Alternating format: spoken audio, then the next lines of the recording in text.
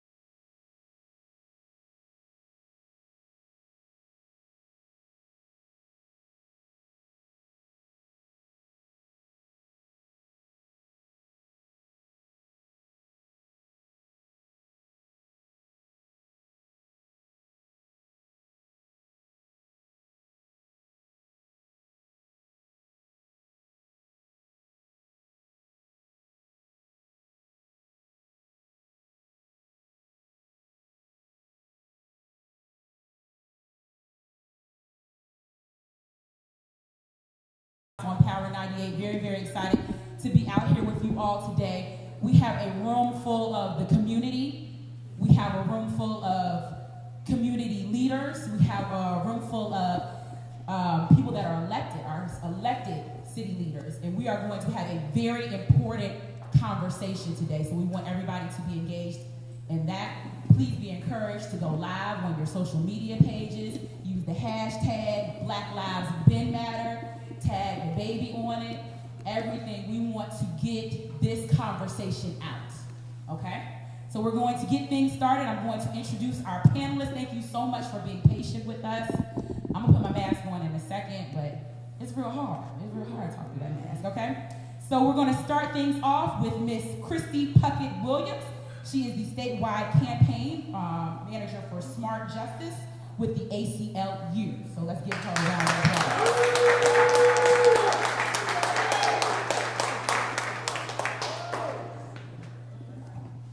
Next to her, we have the man, the myth, the legend, the sheriff of Mecklenburg County, Sheriff Garry McFadden. I can do you on stage.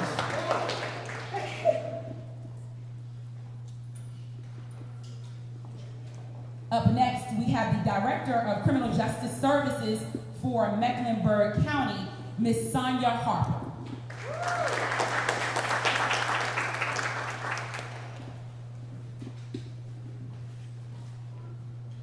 Next, we have Chief District Court Judge, Elizabeth Trosh.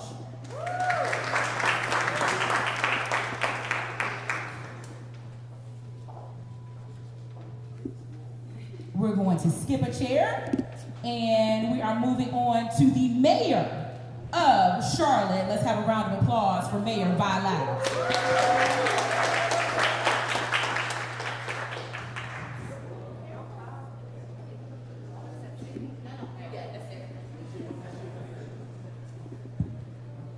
Up next, we have City Councilman Braxton Winston.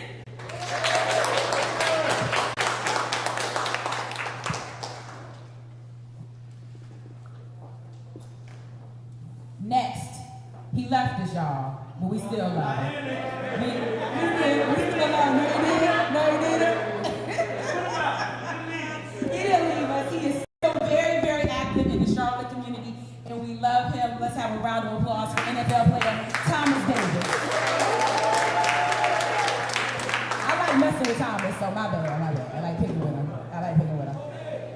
And last but not least, the man of the hour, the man that wanted to, I'm gonna do all that. The man that thought it was important to have this conversation, the man who always, wherever he goes, reps for the four. Always reps for the four. Y'all give it up. Make some noise, clap it up for DaBaby.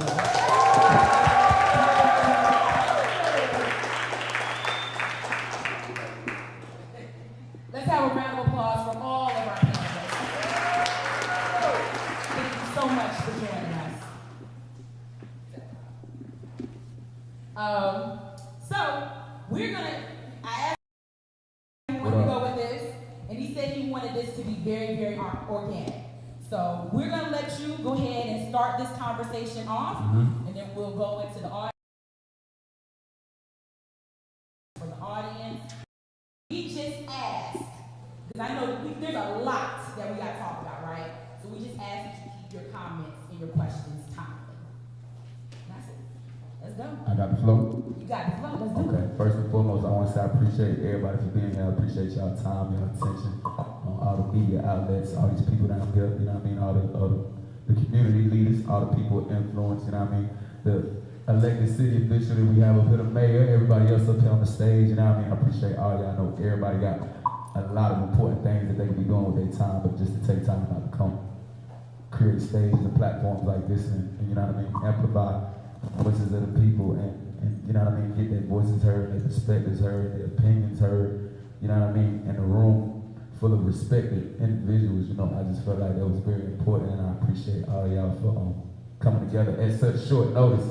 If don't nobody know, shout out to my kid too, you know what I mean, who always come through when I put things together spontaneously and help me get them done. But For anybody who don't know, this ain't something that's been planned out, that's been drawn out. Like he literally, just contacted all these people within the last maybe 4 or 5 days, if I'm not mistaken. So, and everybody came through, you know what I mean? Everybody came through, so, just know that everybody that you see down here in front of you is somebody who definitely, made an effort on their own to be a part of what we, got going on today. And I just feel like that's something that should be respected altogether, regardless of, what agreements or disagreements we may have in the room at the same time, you get what I'm saying? But most importantly, I want everybody to know, starting off with, this ain't about me at all. This ain't something I created for me to be heard, for me to look any kind of way. It really don't matter to me, in that regard. But it's more so an opportunity to give people whose voices aren't heard, whose voices don't reach millions of people every time they talk, the opportunity to be heard, by somebody like me, by somebody like me, by somebody like anybody that's to my left or to my right or sitting in front of me, or even your counterparts that's on the other side of you up here. Like, it really don't matter. Everybody's voice is just as important as mine. It's real hard for me to say anything nowadays without it making headlines. If I say I don't like mayo, you know what I mean? Like, if somebody might be sitting next to me, hear me saying I don't like mayo, that be made the headlines, and I be the win viral behind that. So I'm not here to hear myself talk at all. I hear myself talk enough. You get what I'm saying? I'm more so here to open the floor for each and every last one of y'all. We got microphones that'll be floating around. Just feel free to, give your opinion and give your perspective on what y'all think is going on in regards to police reform and racism, systematic racism, and everything that I feel like is very apparent is taking place nowadays. You get what I'm saying? And not only that, like, I'm actually, I can speak on these type of things. I'm muffling the microphone, so I be going on the performance. But yeah, I can speak on these type of things from first-hand experience, though, because I've actually been through them. You know what I mean? And that's actually been documented. Some of these news stations this in the building, they probably have covered me before. You know what I mean? In that regard. So I'm not here to tell my story or necessarily give my testimony, but to allow my testimony and my platform and my amount of influence to amplify y'all voices and get y'all heard the way y'all deserve to be heard. So without further ado, I don't know, we want to open up the floor for the individuals that we got up here. Everybody can tell you a little bit about themselves, and then we float around and let the people speak, or however you want to do it. Ms. Jessica, I'll give the floor to you. Well, let's start off with talking about Christy. I see you out there in the streets. I watch your lives all the time. And let's talk about the relationship between the police and the community. And how can we begin to improve that relationship? What needs to happen? So in any abusive relationship, we have to first admit that there's abuse present. And historically, what the police have done is deny the use of excessive force or abuse, or they try to justify it by, if you had just done this. I'm a survivor of domestic violence, and that's exactly what my abusive boyfriend did. He would blame the abuse on me, and then the next day offer me flowers, right? So these half measures that we see police offering us to not use less than lethal weapons against us, that's the flowers after you beat us. I was in the kettling that happened on Tuesday, June 2nd, where I was almost killed by the use of force from CPD. There were officers standing up, shooting down into the crowd, which turned that into a deadly use of force situation on peaceful protesters. The most that people threw at the police were water bottles and rocks. And as a person who's been on the front line, I've been hit with those same water bottles and those same rocks, but the difference is, I didn't have a riot gear. I did not have a riot gear. I've been arrested twice in the past 3 weeks for peacefully protesting. So the relationship cannot be repaired unless there is an atonement. There has to be reconciliation, but first there has to be truth. They have to admit what they've done is unlawful, unconstitutional, and harmful. And that is a continuation of the police practices that we saw evolve from slavery. The patrols looking for people who have escaped to freedom. And so that's exactly what we're doing now. And so what I've been saying to people is the same thing Harriet Tubman said. If you see the dogs coming, keep running. If you see the torches through the woods, keep running. If you hear them hollering after you, keep running. So that's why we march every single night here in Charlotte. That's why we protest every single night in Charlotte. Because we hear the dogs, we see the torches, we hear the voices, but we're going to keep running until we get to liberation.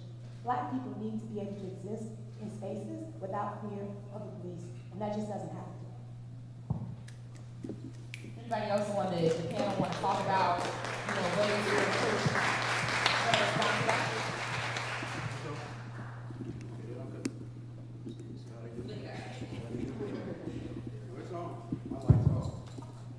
Thank you, my sister. We're not the police, we're the sheriff's office. Let me correct that now.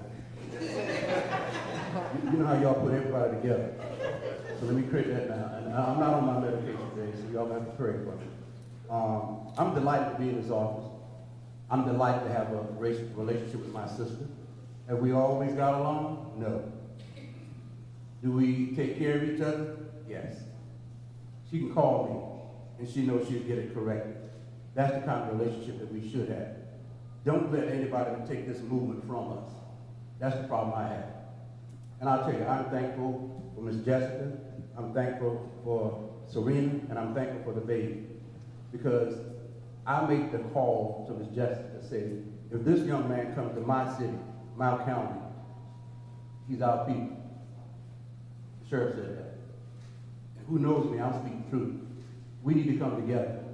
We were going to have this in front of the sheriff's office, but a big old sign says, here, Black Lives Matter. Because if you don't know this, here's what happened.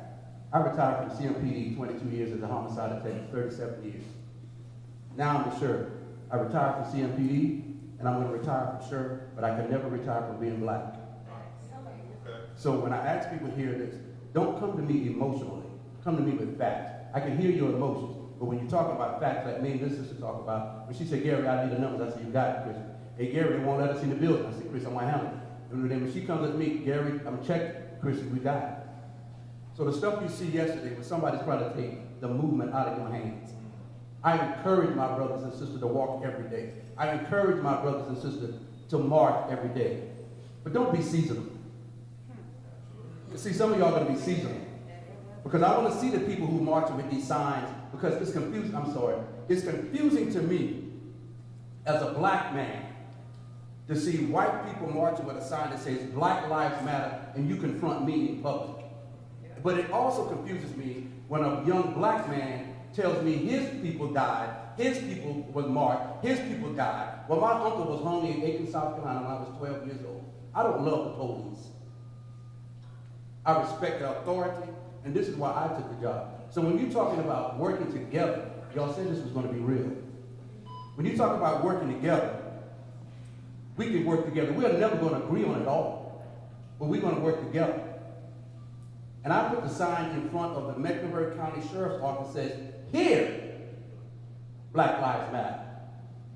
And you know why? Because I was sitting with some brothers, and Brother Alvin Bradley, who's taking the target, I went and said, brother, I've got a problem.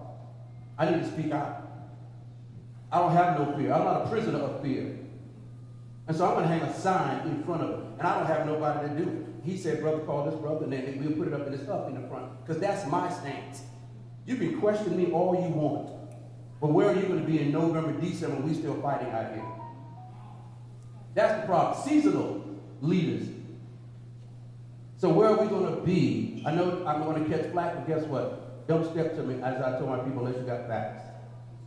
Because if you want to have a real conversation, let's have a real conversation. You got people marching on Batesford Road, didn't even know what Batesford Road was.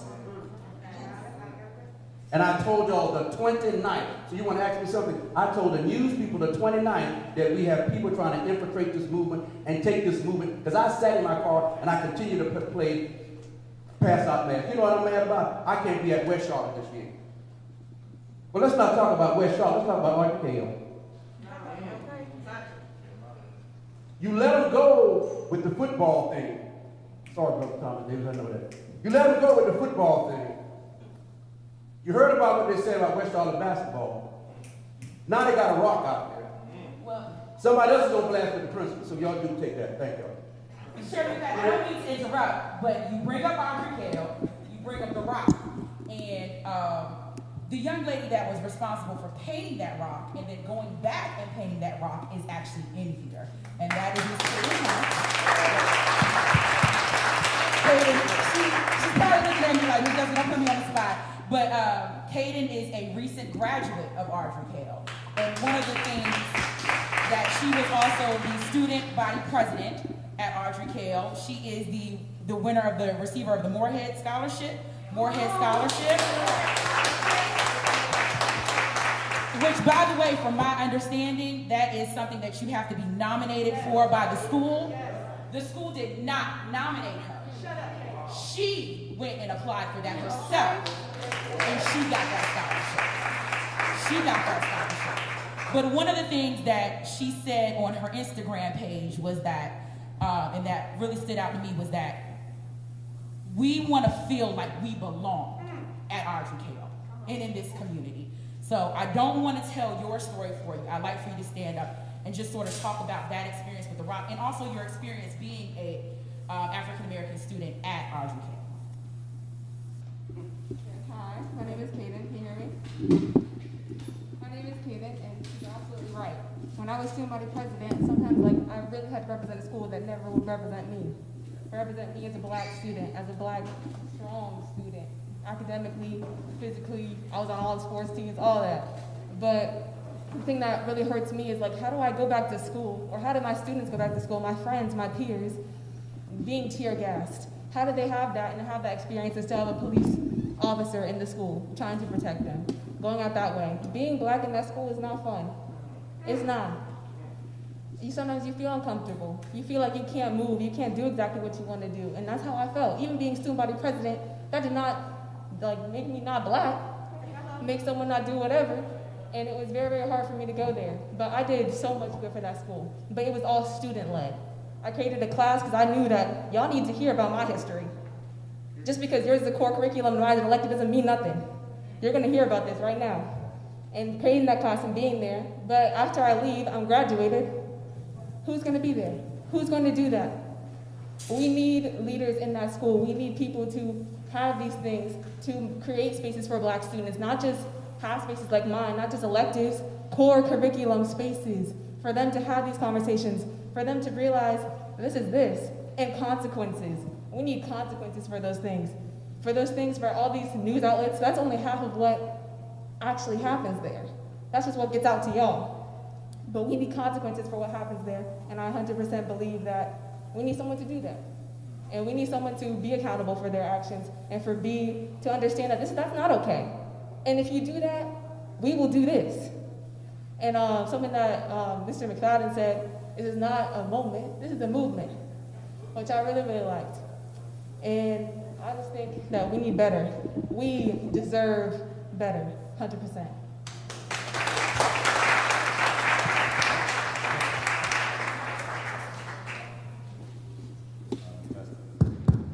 Actually, thank you, sister, for sharing that. Your words really remind me of the situation I found myself in when I first came down here to Mecklenburg County as a student at Davidson College. When I got to Davidson, there were only 4 black males in the entire senior class. I'm from New York City. There was no other black student from really north of Washington, D.C. And I struggled. I struggled there.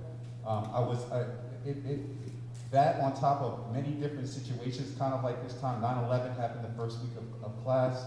My father's a New York City firefighter. There was nobody that I could turn to that understood who I was. I had to take time off. I was a football player. I lifted weights, and I went back to my room because I had nowhere to go. But it wasn't just the predominantly white institution that I was at, because I had gone to this boarding school, Phillips Academy in Andover, which was a very long legacy, built during the American Revolution. But it was the black folks that were there. It was the first time I was talking out and talking about the things that I saw around me, but it was my black constituents that told me to shut up.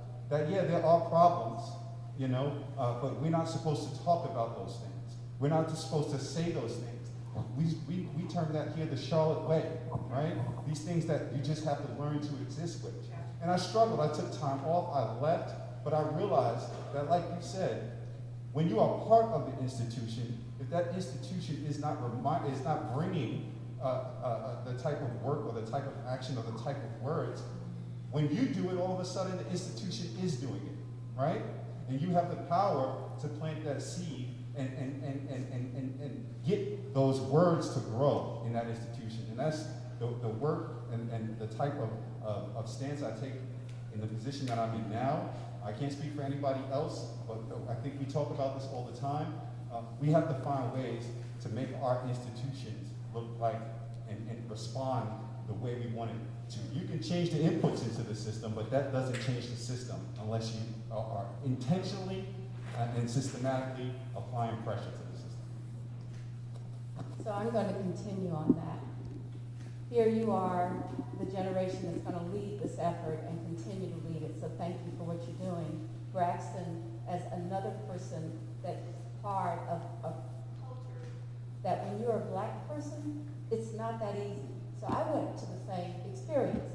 One, I was the first integrated class of Columbia, South Carolina. We all rode together.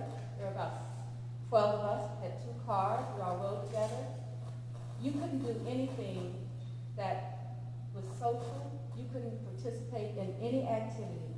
The only things that you could do were those things that they had criteria for. And then they had no choice but to allow you to participate. So I didn't get to be cheerleader. I didn't get to be on the drama club, but I was on the honor society. And that's what I thought was the answer. But what I realized is you're talking about generations, mine, Braxton, and yours, that we have had to overcome issues of just being black, just by the color of your skin. And it doesn't matter what color we are, individually, because we're seen collectively as a place. Now, I have 5 brothers, and all of them have struggled with law enforcement. All of them have struggled more than I have. But at the same time, you can't dismiss stories that you know about legacy. So I'm going to tell you a story. My dad had a business, and I'll never forget one night it was. He came home, and my mom said, "Everybody's going to bed." Now that's a lot with 6 kids and only 2 bedrooms, right? But we're all going to bed. And one of the reasons that we did was my dad had worked all week for someone who was white, and he didn't get paid. Just because that was okay not to pay him. So when we talk about the fight's for a long, long time. And I bet every person in this room has a story that they can share just like that. So what do we need to do? Because I know a lot of times we turn to government, but I want to say as mayor, this isn't just about policing. Because they can police you about your activities, but they can, more importantly, they can police you about your finances. They can police you about what you can do in your own life. And so we've got to deal with this not just as a policing issue. What about access to credit? 2 million African American industries in this country. Less than 200,000 have a line of credit to operate their businesses. If you went in and one of my white sisters came in, filled out the same application, asked for the same thing, I'd get at least 40% less than what you would get. And this is all documented. So what holds us back? What holds us back is the lack of ability to speak with one voice and one action and move forward together.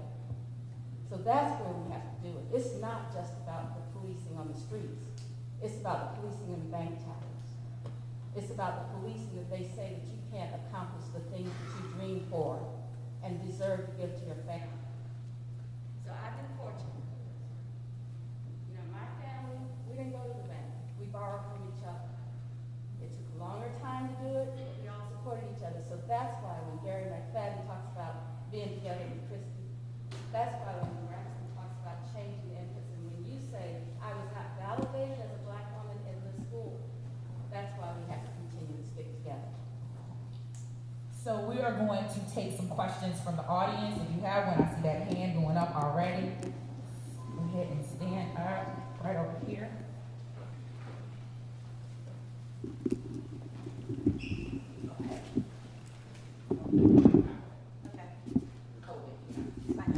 Good afternoon. My name is Alicia Brown. I'm a civil rights attorney here in Charlotte. And prior to being in Charlotte, I was like Braxton, lived in New York City. And for several years, my job was to write civil rights for the city of New York. And because I was in that position, I know how important it is for us to pass civil rights, social justice, racial justice related local legislation.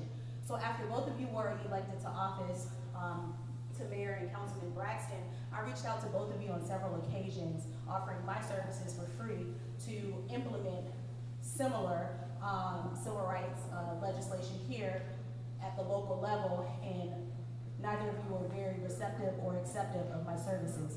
So my question for you is, what have you done in particular to advance Black people and to help the Black community here in Charlotte? I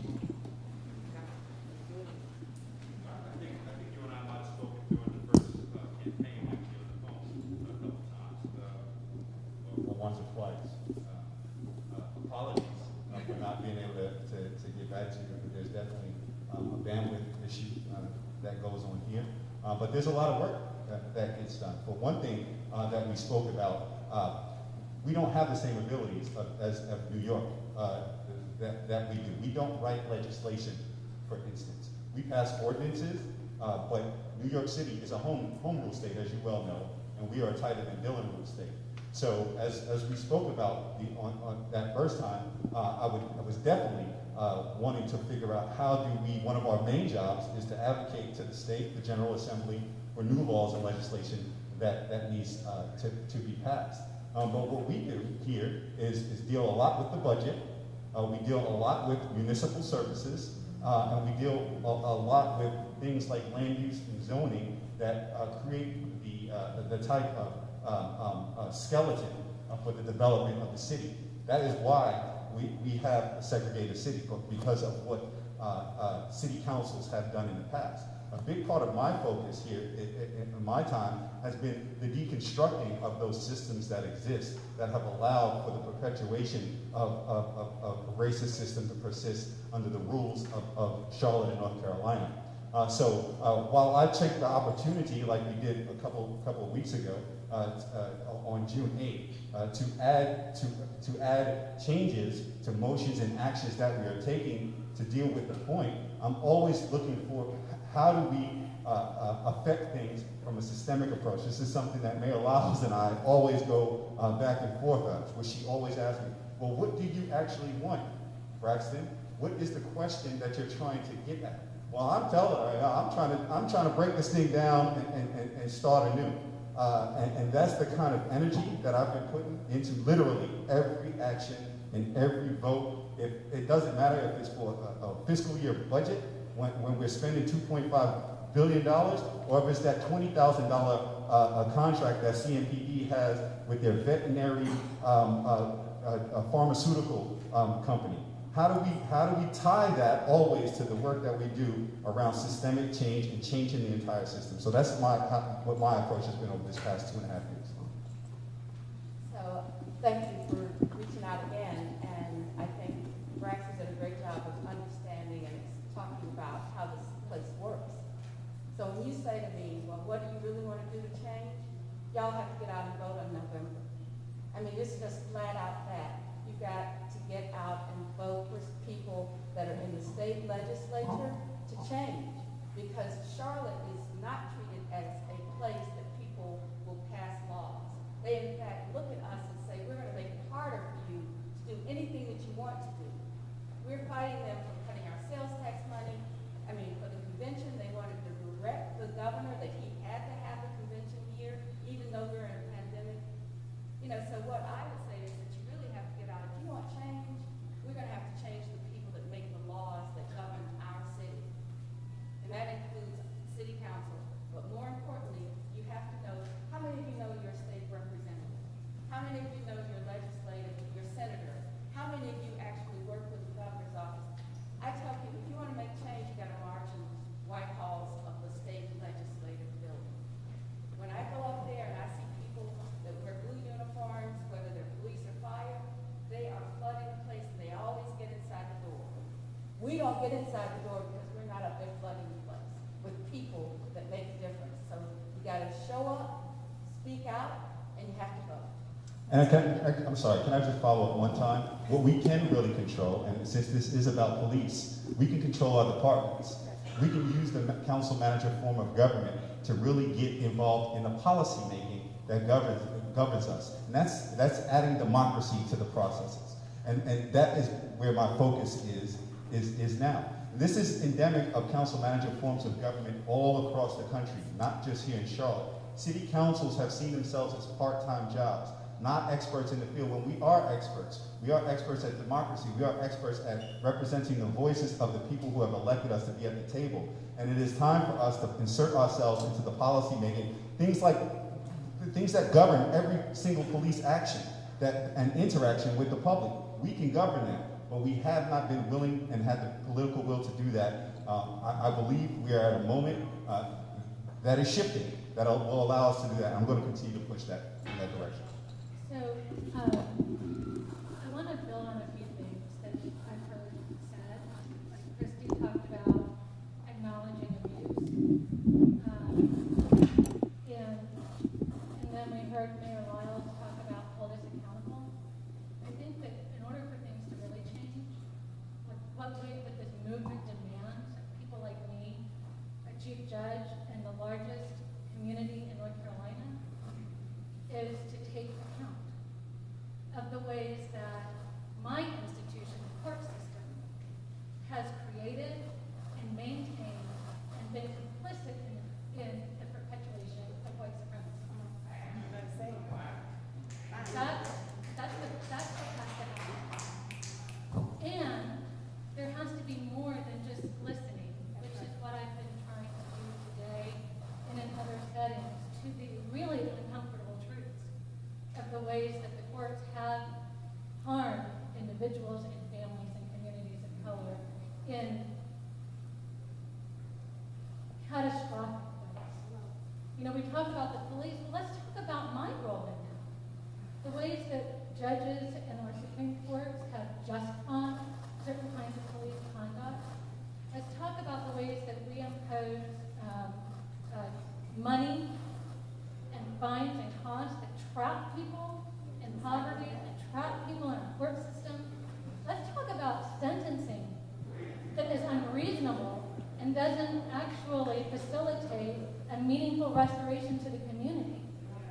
Let's talk about violence. Who's really violent, us or the system? Right. And I think the other part of this is, you know, I'll tell you, I've been involved for the 11 years I've been on the bench alongside my colleagues who are here, Judge Puritan, Judge Blake, Shan, the Director of Race Matters for Juvenile Justice, Garry Anderson, Don Thomas. You know, we have been looking at and taking account of the ways that we are harming individuals and families of color in our community. But you know what we haven't done? And I think what is necessary in order for there to be transformative change is we have not invited you to that process. We have not created space. We have not shared power. And we have not allowed the people who are most impacted by what we do to design this new system that is equitable and fair. That's right.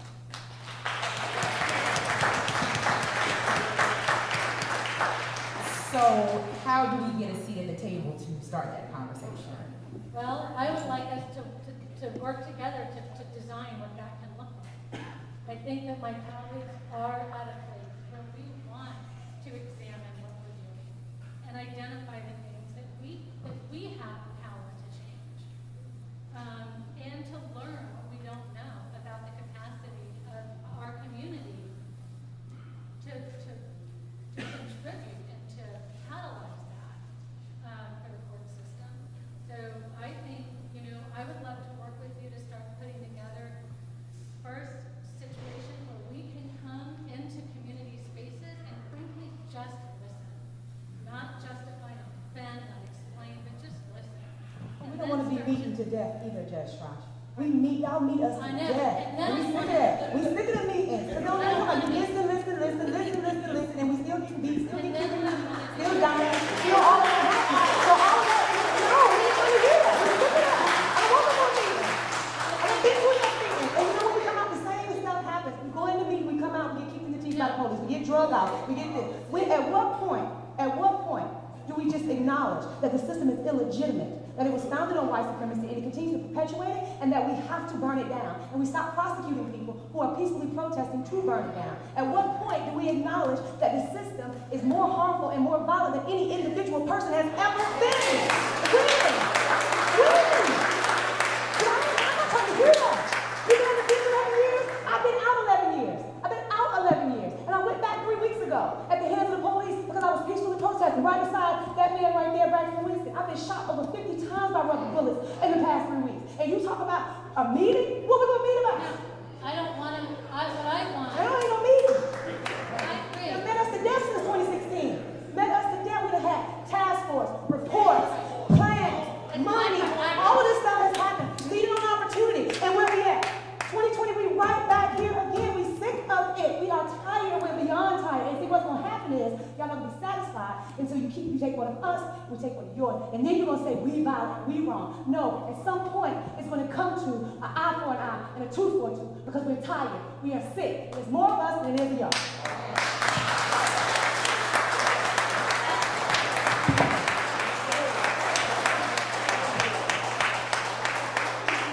I agree with Christy. I agree with Christy, and I'm going to tell you who's not meeting to do this work. It's us as elected officials. We meet like this, and we meet on Monday nights, and we go through our agenda, and we vote, and we get out there as soon as possible. We are not involved, like I said, we have not been involved in the policy-making approaches of our departments. We have not been taking control of the taxpayer dollars and deciding where that they can't do.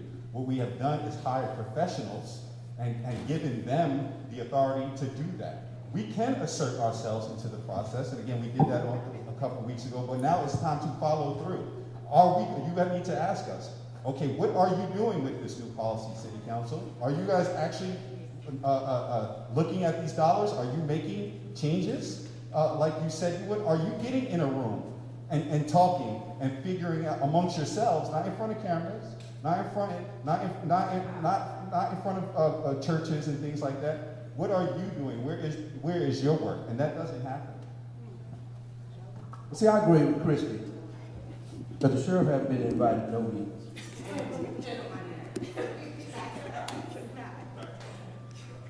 Sheriff has been invited to meetings. Curtis, the sheriff had nothing to do with what's going on in the streets. I had something to do with yesterday. But that's it. And I agree with that. That's just to hurt my heart. When she invited us to Black History Month at RDK. We were supposed to connect. We were supposed to support her. But COVID-19 didn't. Like Christy said, and I have to agree with her. We can't, at some point, we want something from the meeting. When she said, when we went there, it was a beautiful day, it was a Black History Month, I'll never forget it, and we could see the pain on their face. She asked me today, do you remember me? I said, yes. But we didn't have a chance to go back out there. And so when we have these meetings, and I agree with Christian, I know they're going to want to come to me with it, but you should know me how I speak, and I apologize that I am the sheriff. Y'all know why I am. We do meet. This is the move of the movements. Martin wish he could be here with this. They wish they could be here with this. But this is the time that you tell them how you feel, you sit back and see if it happens. I get emails saying, come to this, do this and that. I don't go because my voice is very little when it comes to that. And I have to give Judge Trosh respect. She called me and she said, Garry, can we talk? What do you need? And I told her how we, as the sheriff's office, the highest elected official in the county, was being treated by the same system that you all think that I am a part of. And so these are needed conversations, and I want to thank DaBaby for having this, because I think this is the kind of conversations we need to have to put it all on the table and be real. I hear the sister. I have to deal with her. Christian, no, I love her. But Christian says, Garry, we don't need to meet, we just need to have it. Period.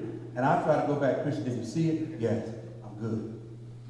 But see, here's what I want to tell you. Yesterday was a catastrophe. But watch, I told them today, I emailed 357 clergy today hasn't got a call back yet. So what we're going to do, we're going to work together because we already said what we're going to do because you all still bumping your gum and tapping your thumbs on trying to figure out what to do. Because we already got a plan. So don't come to us and say, we want to work this out because it's too late. We worked it out at the table upstairs. And I said, this is the first move we're going to do. That's action. And I understand our pain because we travel. See, y'all do it locally. She does it statewide. And when she said, I need to talk to this sheriff, here's his number, here's his name. That's work. That's action instead of talking. And I have to agree with her. So, Go ahead. we're going to get another question. So my name is Dina Paulding. I'm the District Executive Director of the McCrory YMCA. I am on the forward all the time. I am a Charlottean. I am here 24/7.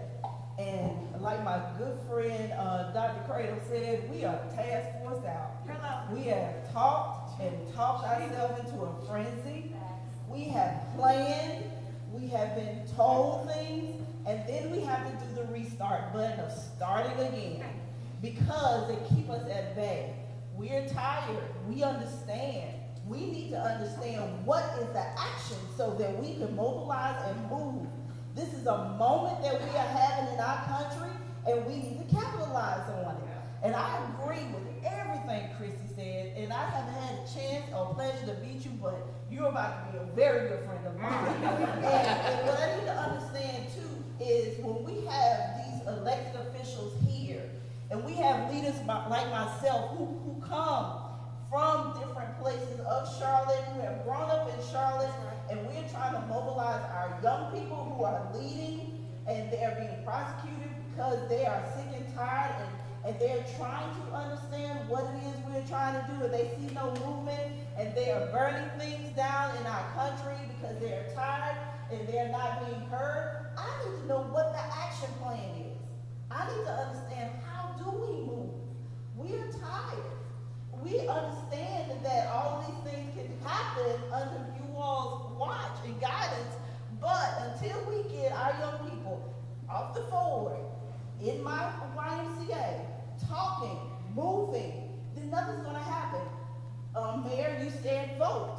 Okay, so how do we get these young people to come out here and actually understand the process so that they can vote, so that they will be attached to this plan to vote? And then after they vote, are we going to see something today, or are we going to see something 20, 30, and 40 years down the road when it doesn't even matter to them anymore? They're tired. So what I'm asking this community to do is talk in your layman's voice, wear your sweatpants, go out to our communities, talk to these young people, make sure that they are connected to the people on the stage and around, and so that they can begin to have a voice of their own so we can get out and do something. I am 50 years old and I listen to this man's music. You know, Baby, you look like you 25. I appreciate it. But let me tell you why. Because I connect with my people in the corridor. So because we know that our young people listen to his music. And so his voice is large. It's large enough to bring all of these people in this room. And if it's large, that means people will listen to him. So give the people something so that they will come and mobilize and vote and be a part of this system so that we can change it. It is broken. I want to burn. But it's not broken. It's No, working not. as the way it was designed. That's right. That's right. So let's burn it down and figure out how to rebuild it so it will work for all people. And you can help us with that. And voting is just one arm, y'all. Voting is just one arm of the work. You can't just vote your way out of situations, right? So it takes protest, which is a very small part, but it also takes organizing and mobilizing education. So I work for the ACLU. I travel across the state. I work on policies around the criminal legal system. So I'm not just an angry black woman that gets targeted by the police. I'm also somebody who sits in the room for the most part with people. I've been appointed by the governor to sit on things. I'm on the North Carolina Commission of Racial Equity Disparities, right? And so what I understand, though, is that people closest to the problem, as we heard, are closest to the solution. We are furthest from the resources and the power. We have the answers here in this room. What we don't have is access. What we don't have is money. And so at the ACLU, what we're trying to do is to mobilize and educate. So we will be teaching not just know your rights, like what is your right in a protest, or know your rights in a police encounter, but we'll also be teaching civics 101. Why does it matter who your state representative is? Just to give you an example of how this works, last year we took over 1,600 formerly incarcerated people and their families to the NCGA to lobby for the Second Chance Act. That act was passed this week with a unanimous vote with the legislation that we have. They remember that we were in that room. They remember the stories of the impacted people. We had the Koch brothers in that room. Y'all know who the Koch brothers are? Okay, so the Koch brothers were there. They were advocating for the bill, but we didn't get the unanimous decision that we needed until directly impacted people began to talk about their situations, and that changed the tide in the room. So I know it can be hard to get to Raleigh. I know it can be hard to get out from work and to find childcare, and we try to mitigate some of those things by providing you with the ride. There are various ways to get involved. I'm going to give you action items. Tonight we are marching at 6:30 at First Ward. Tomorrow we're bailing out dads at the Mecklenburg County Jail for Father's Day. We'll be bailing out fathers who have been incarcerated for months, and we will have them home in time with their families. So there are ways that we're disrupting, agitating, and dismantling the system, but it requires your support, because I'm going to tell you right now, I'm tired. As you've heard, I've gotten shot 50 times. I walked over 200 miles in the last 3 weeks. I lost about 10 pounds back.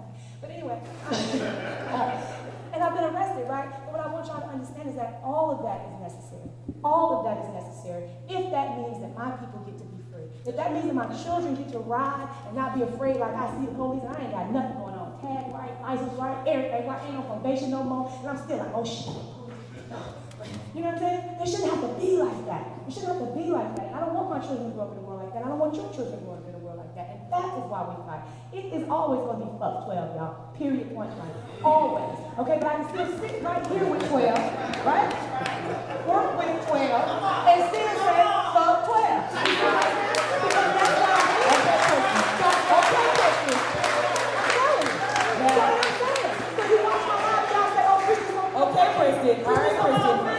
We had a conversation about that, Kristen. I'm up here. I'm up here at the top now, Kristen. I'm just saying. And so, like, that doesn't mean that, because I say that doesn't mean that I'm going to stop working. That doesn't mean I'm going to stop organizing. It means that he understands that it's not about the individual officer. It is about the nature of policing. Policing is not about protection. It is about controlling and surveilling. When we say defund the police, we're not just talking about their money. We're talking about reducing the scope of their power, the scope of their legitimacy in our community. They are building a new police station on Albemarle Road, y'all. I live off Albemarle Road. They got them on Central Avenue, West Boulevard, Batesville Road. Are there any on Providence Road? Are there any in South Charlotte? So there ain't no crime going on over there? So why they got all these substations on the black side and nowhere near where white people live? And you wonder why black people are overpolice, criminalized for their poverty, for their mental health and substance abuse issues. I was a crackhead, y'all. They arrested me, sent me to jails and prisons because I had a substance use disorder. There is a bad bill right now that is going to vote on Monday. Senate Bill 918 that seeks to take children from parents who are substance using instead of providing them treatment and reunification. Like I kept my kids. I never lost custody of my kids. Was able to maintain a relationship with my children. It's so important that people like me be able to recover and have relationships with our children. We can't do that if the legislature is trying to tear our families apart. Not just by the police, but at the hands of the civil legal system.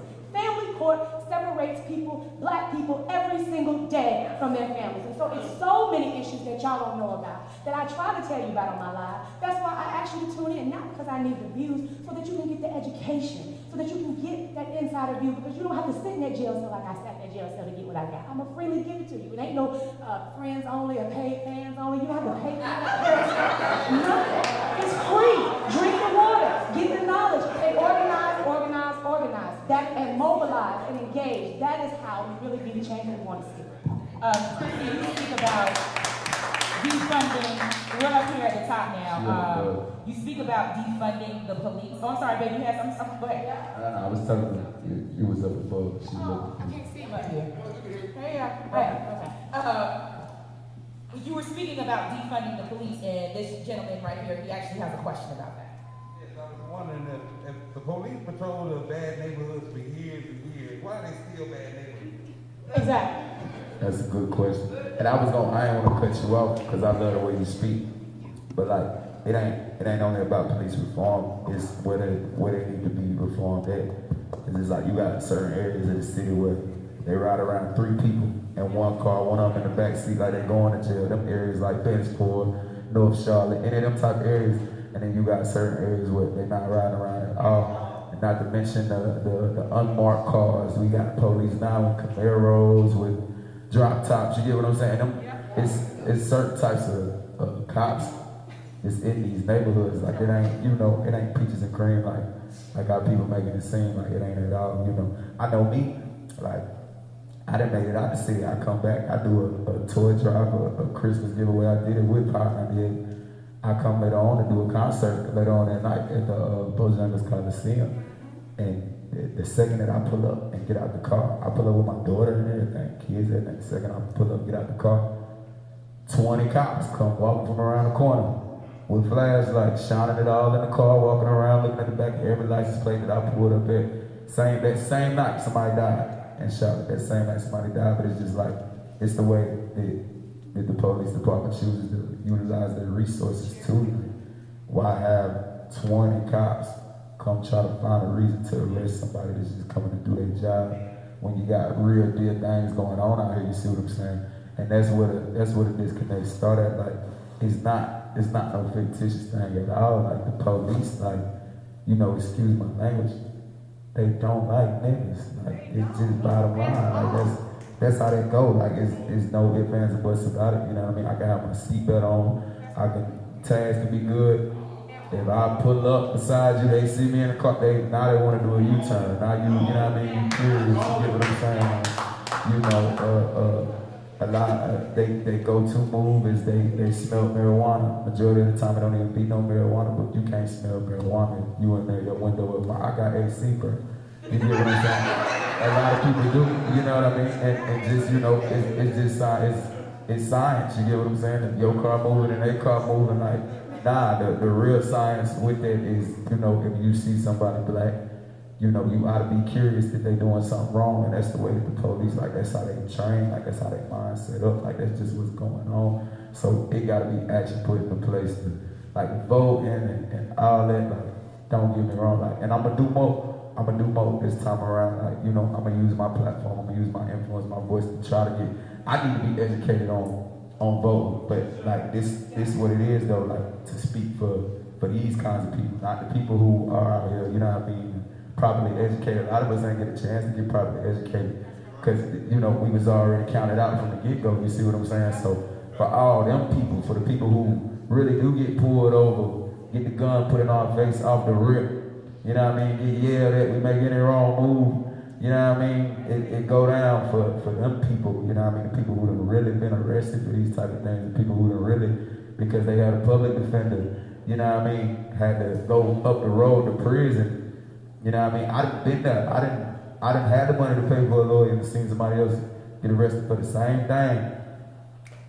I see my case get thrown out the window. I see somebody else go to prison. You get what I'm saying? Like, so I'm speaking for them kind of people, like, vote on all that stuff, that's long term, something got to be put into place, like, there got to be accountability first, you get what I'm saying? Like, something got to happen the same way there's consequences for anything that anybody else do on the outside, and there got to be consequences for the police. And that's, in turn what the world is seeing right now. You see consequences, like they fed up, you know what I mean? Not for 3 months, every time somebody die, you know what I mean? And then move on, nah, it got to be like real deal consequences, And it got to be checks and balances put in place. They got to wear the body camera. Like they split, like, totally they split. I see them. I see when they turn it off. I see when they, you know what I mean? Like I done been there, done that. I done been there, done it. They know how to play y'all. Like they know how to play y'all. You know what I mean? When they come sit up, you as the judge, right? When they come sit in that courtroom, you be sitting up there in front of the courtroom like, nah, that ain't how they ride around. That's not how they ride around. I don't even be seeing the same people. I be sitting back there like, oh boy, they're not the same people, you know what I mean? And y'all gotta understand that when y'all look there in the position that y'all in the courtrooms, because it's too one-sided. You believe everything they say when that's really that's the criminal, that's the bad guy. You get what I'm saying? That's the bad guy. You ain't supposed to be able to go through your phone. You know what the police do not? They pull you over, you got your cell phone. Excuse me. and they unlock it. You get what I'm saying? Like it's too many. They break too many laws. You know what I mean? They break too many laws. They do too many things the wrong way, and you know it takes for another life to get lost before we even begin to have the conversations on how to fix these things and hold them accountable. So, like, you know, in these other cities where they really burning stuff down, where they really, you know what I mean, tearing stuff up, you seeing legislation get passed immediately. Like you seeing they already put laws in place from now on. If a cop do this the wrong way, that's considered a crime. That's the type of stuff we need to go on. We don't need to wait till November. I promise you, somebody get pulled over on the Ford right now because there's 2 black people in the car. Somebody get pulled over here because it's happening right now as we speak. Cops, they not worried about that because they know that y'all system protect them. So they're really not tripping. They know it's your word against mine at the end of the day, and they know the judge don't listen to my word, you know what I mean? So that's where it got started. We need these judges to hold these cops accountable. And some judges do. I done had a few that, you know what I mean, like situations that work out in my favor, but a lot of them don't. That's the way it's working out. For anybody who's familiar with it, they can vouch. It's all about what courtroom you end up in. That's how you know whether or not if you finna go to prison or you finna, you know, if you finna shake up out of there. It's about that court. Even the lawyers know. The paid attorneys, they know. They base it off the judge. Okay, I got this. Okay, now you're gonna be good. You know what I mean? Woo, come in, pull your pants up. Yes, ma'am. No, ma'am. Yes, sir. No, sir. You know what I mean? Boom, boom, boom. Get a certain judge. Hey, look, boy, you may want to think about this. Hey, you may want to think about this plea or something. You know what I mean? Like, but that's the way it works, you know. And they know the courtrooms got their back, but at the end of the day, don't nobody got our back at all. You know what I mean? So with the odds that's against us, like along with, you know, the way that they continue to let their system thrive, like it's gonna be an ongoing battle until they do turn into, you know, eye for an eye. Until they do, you know what I mean? Until they do that, like it's gonna eventually. I hate to see it happen, but that's what it's gonna turn into because that's what y'all forcing to happen. If I can just sort of jump in and talk a little bit about some of the conversations that are happening. You know, I can tell you, you know, from my perspective, I've worked in criminal justice now for over 20 years, and there are a lot of folks that work in the system, particularly those of us who are people of color, that you know are often conflicted. We work in these systems, we recognize and see what's happening, but we also work in spaces sometimes where there are good things that are happening. But one of the things is that you know that's happening in Mecklenburg County is, you know, we recognize that yes, there are a lot of things that are very wrong with the system. There are things that are wrong just, you know, with the policy, with the practice, but we also have bad actors in the system also. And, you know, for a lot of us who are, you know, in this work, and I would say, you know, the work that, you know, my team would do with the county, there are a lot of things that we provide for folks that are justice involved. So we're working with those folks that are coming out of prison. We're working for those, you know, with folks that have substance abuse issues and that are on probation, on parole, and we're providing, you know, services, you know, substance abuse, mental health. We're providing housing. We're helping people get connected with jobs. And the one thing, you know, that I know my team and I struggle with a lot of times is that it makes absolutely no sense that you have to come in contact with the criminal justice system before you can get any of that. Yeah, and so, you know, there's a lot of work that's happening to be able to try to, you know, to address those things. Also recognizing, though, that we're working within a system that took centuries to get us here.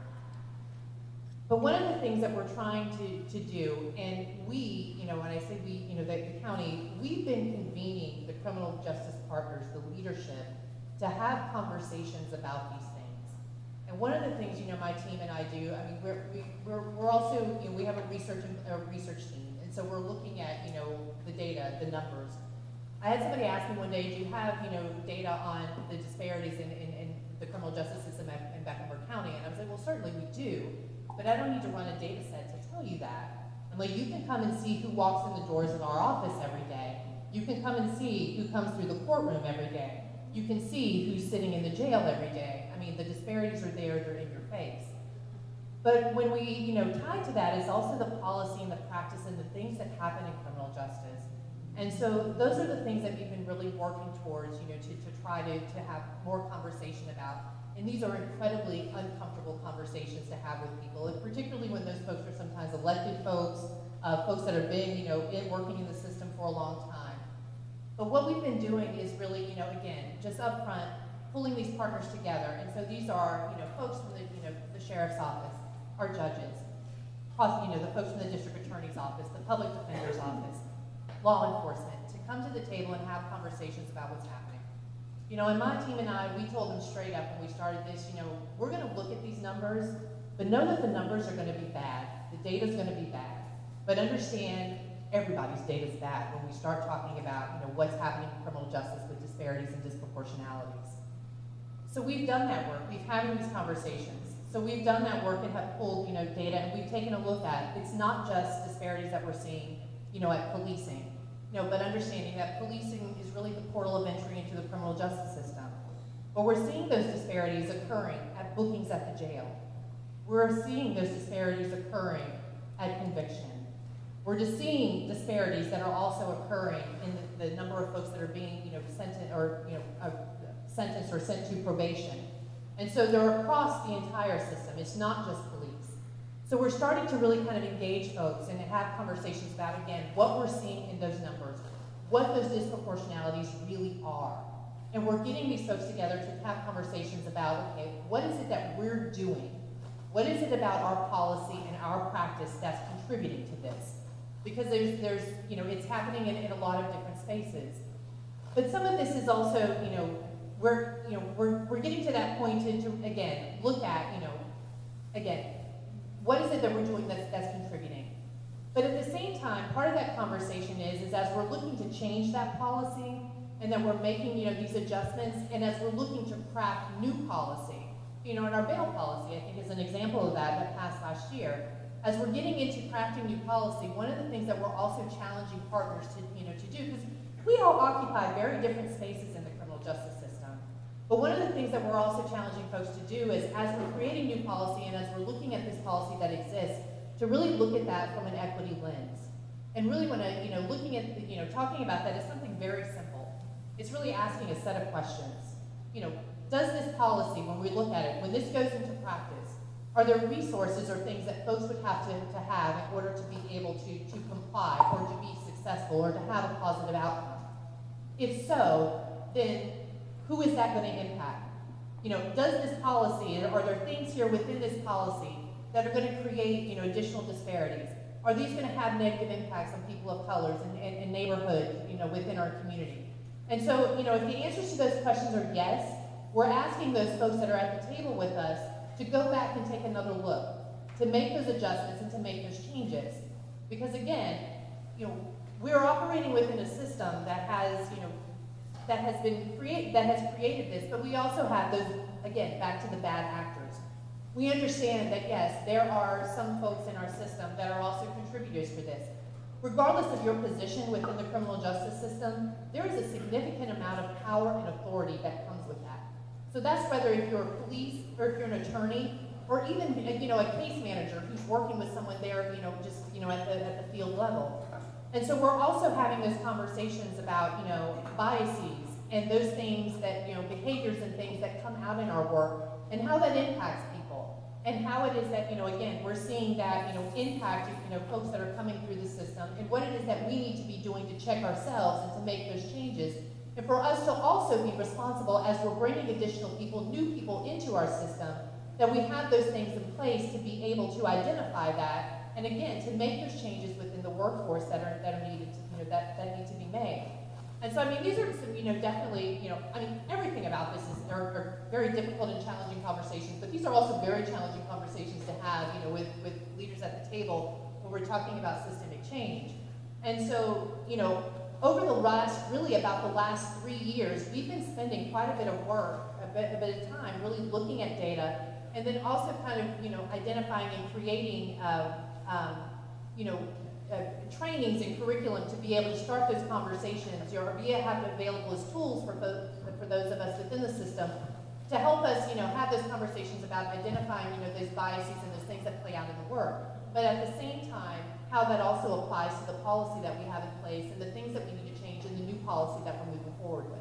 I want to get back to the brother's question upstairs, because this is sort of the nuance that gets very frustrating. You know, when me and Christy were in handcuffs on Baby's Ford Road for about an hour and a half, one of the things that she said that her counselor told her, you know, the definition of insanity is doing the same thing over and over again, expecting different results. So why we keep doing it? We are insane.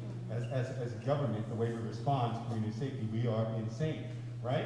And so who has the power to change those things? As it was said, you get these results from only being in the criminal justice system, right?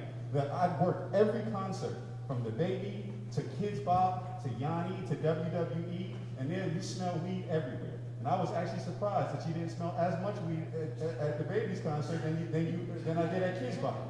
You know, but the system works the way the system works the way it is, because they knew that he was in town and they had it out for him, so they moved on him. When it comes down to it, we can offer these services without entering into the criminal justice system. When it comes down to it, we pay for 2,000 police officers, and we know that a majority, about 80 to 90% of the calls that they go to every year have no suspicion of any criminal activity. They are about social services. They are about mental health services.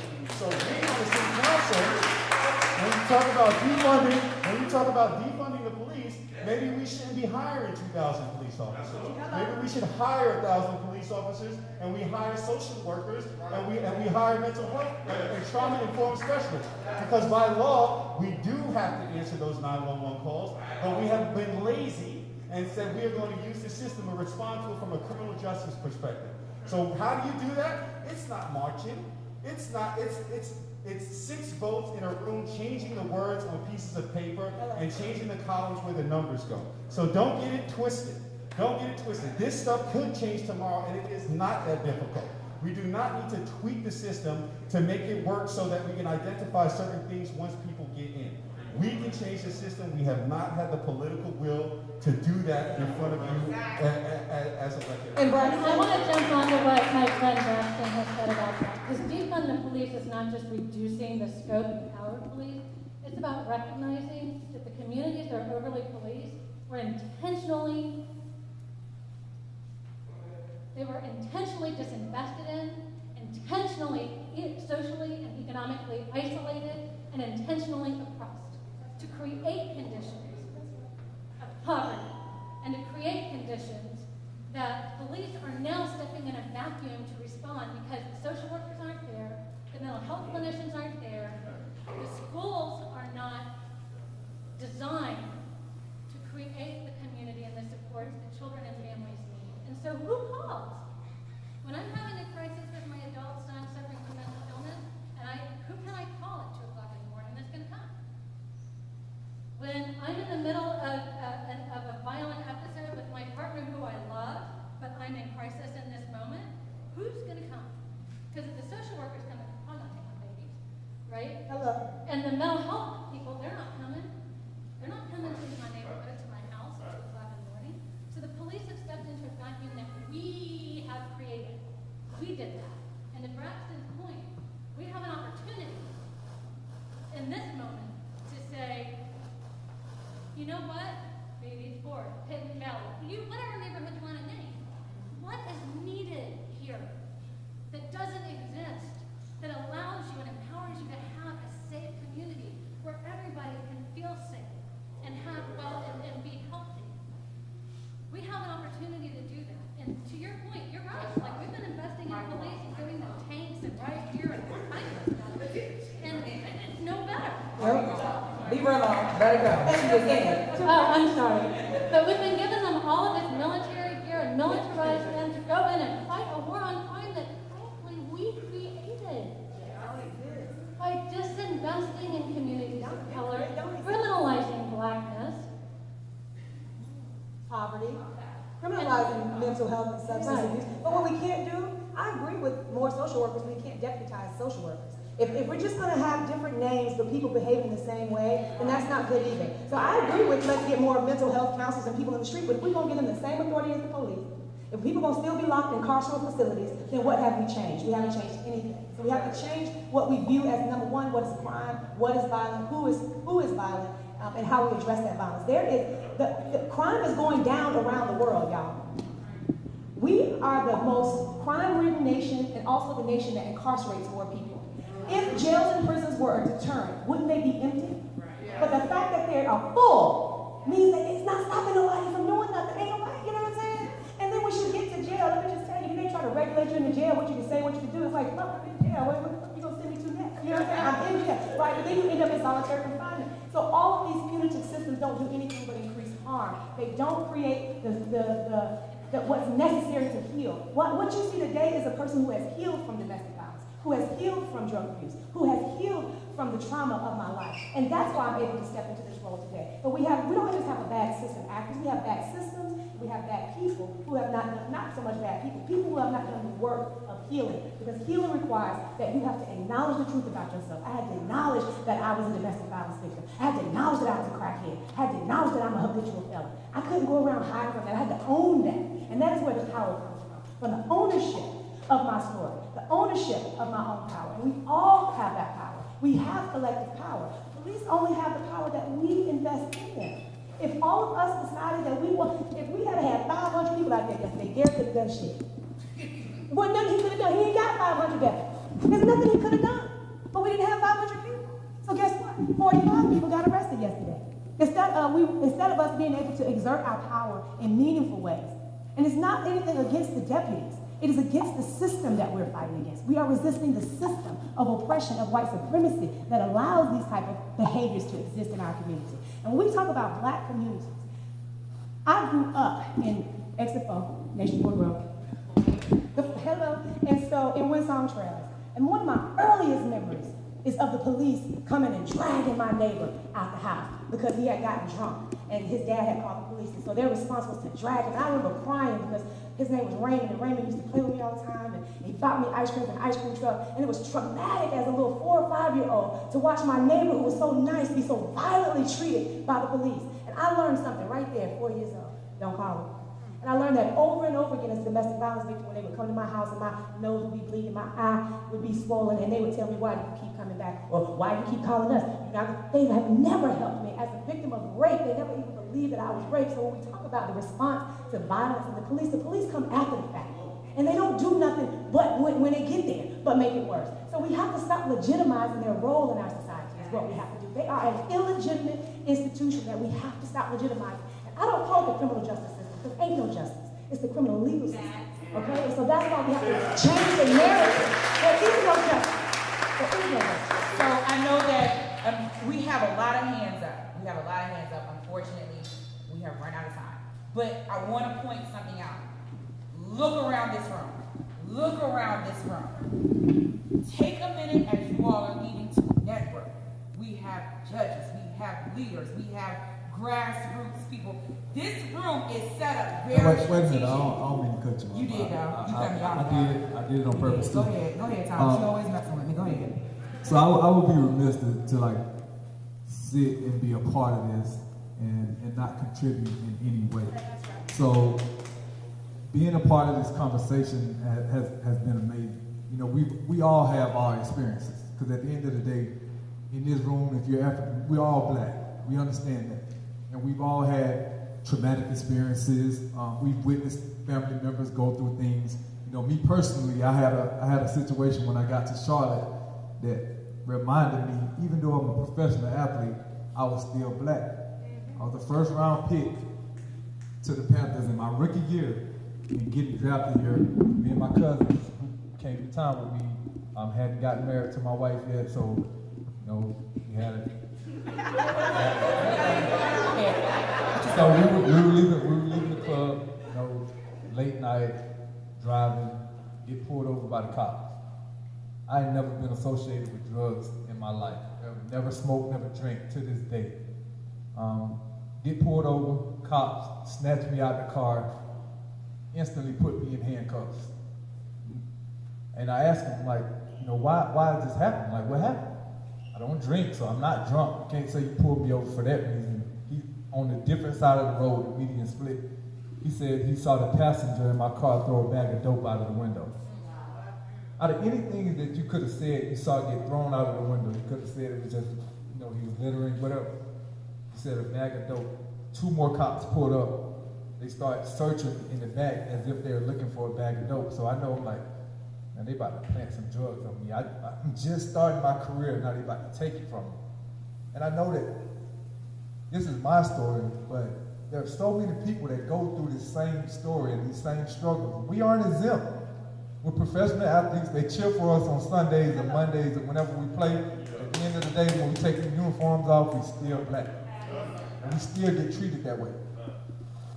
So for me, since that day, going through that experience, I've been about action. I've been about doing things in this community to help improve the lives of the kids that grew up or growing up like I grew up. In a single parent household, watching my mom struggle and all of that. And Larry is on my board. My wife is the executive director.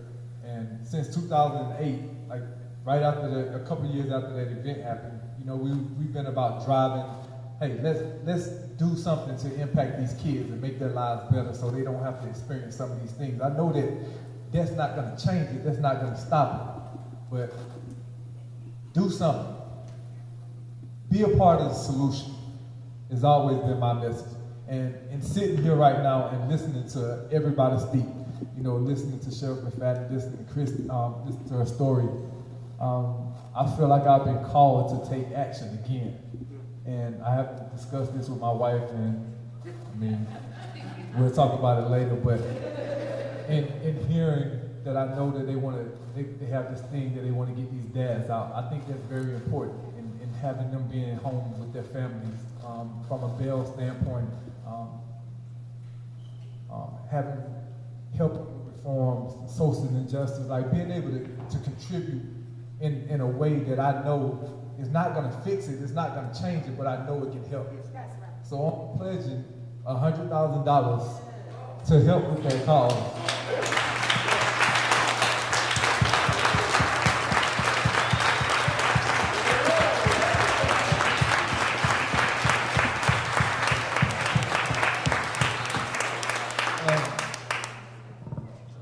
That's gonna make me work overtime now. And part of it is, even though,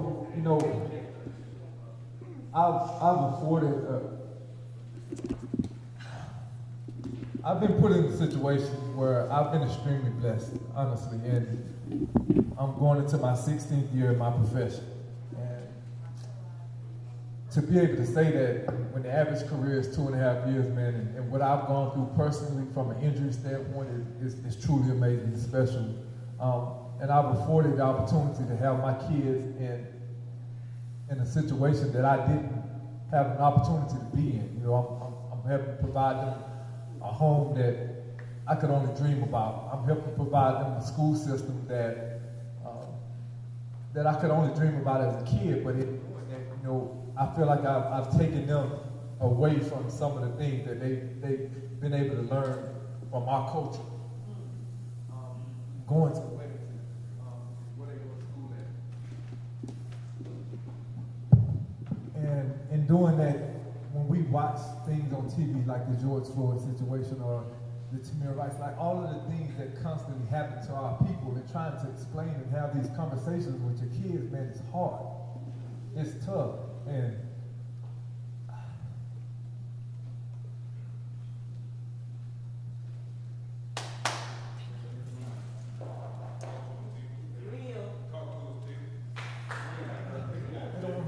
that just because you are a professional athlete or just because you have people cheering for you, that you're exempt to certain things.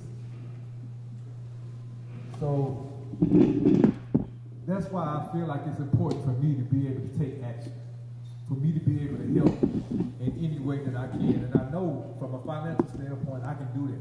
I can help out. And I'm going to do it. And I'm telling anybody that can to give, to help. We're going to keep sitting here, we're going to keep fighting this fight, man. It's not about just sitting back and listening and just hearing things. It's about taking action. And that's what I decided we're going to do today. Thank you so much.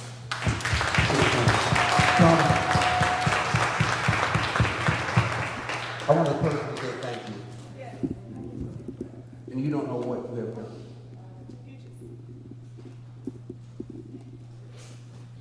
We sit here today in the first thing Christian said, and I'm going to tell you. Okay. But see, y'all don't know how we work. I love my sister. We fight all the time, but it's a beautiful fight. She did walk 200 miles, but I know when she bought the shoes. It was weird.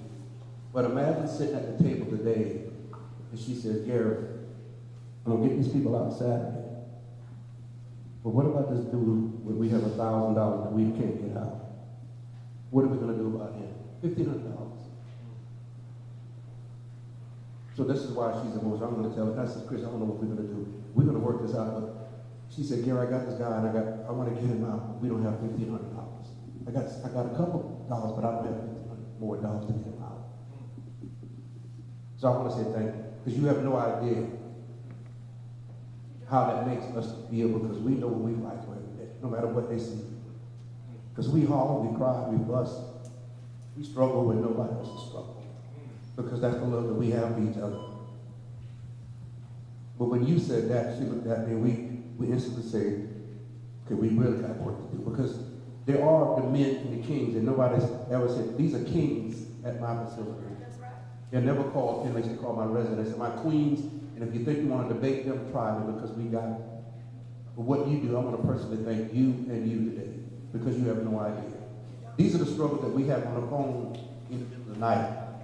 These are the struggles, and I put it out. This is the struggle that I told Serenity, I'm sorry, and I don't know if I want to come in tomorrow, because the struggle that we go through every day personally, because you all are going to be able to leave here today, and you're going to choose to fight.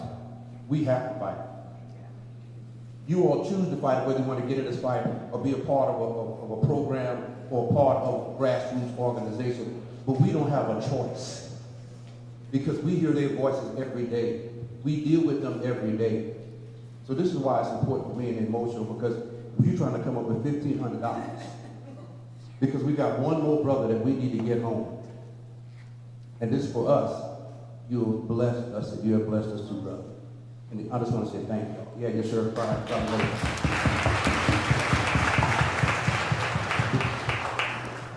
Before Tom interrupted me, I'm just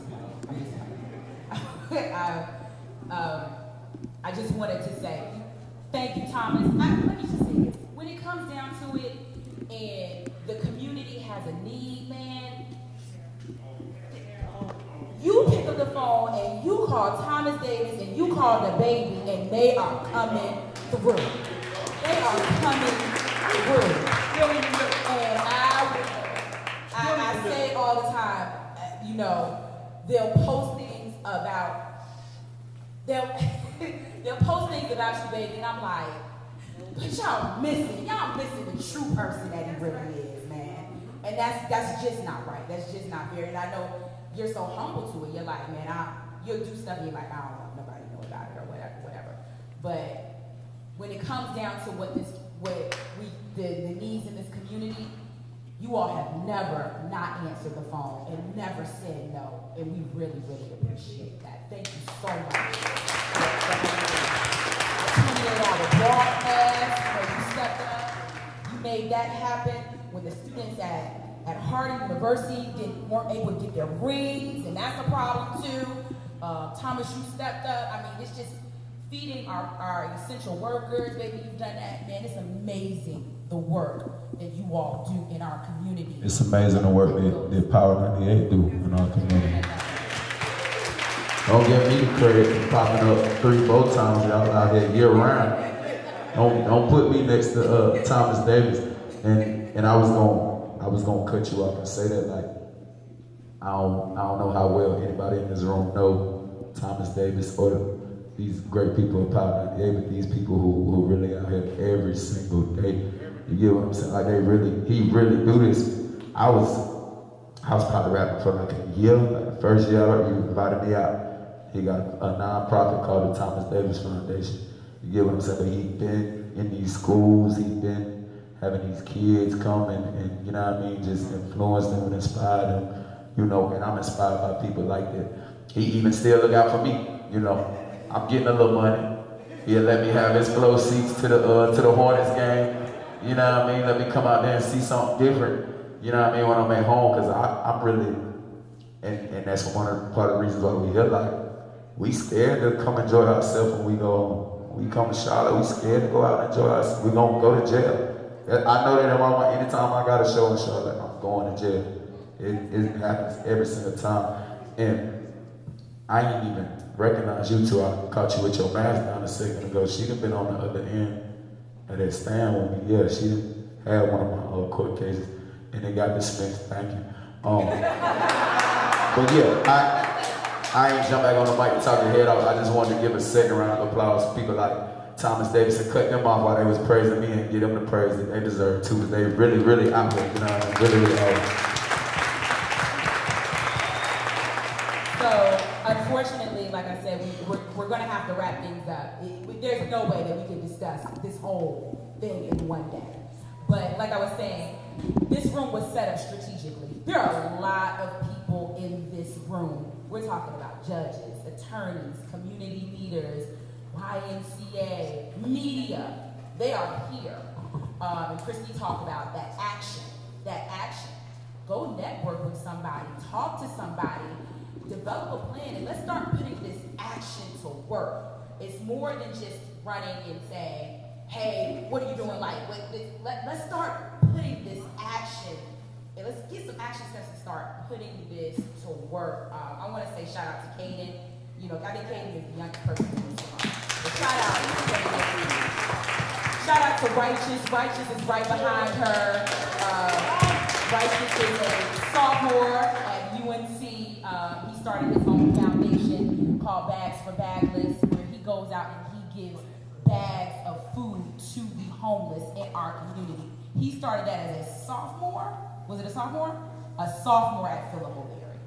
So, I mean, and he's just doing phenomenal things. So, shout out to him. And still, Epic Times, which is one of the only, one of two black-owned businesses in the epicenter, was looted during the protest, and Righteous put forth an effort to raise $15,000 for that store, and he actually reached that goal. That was Righteous that did it. So, we got some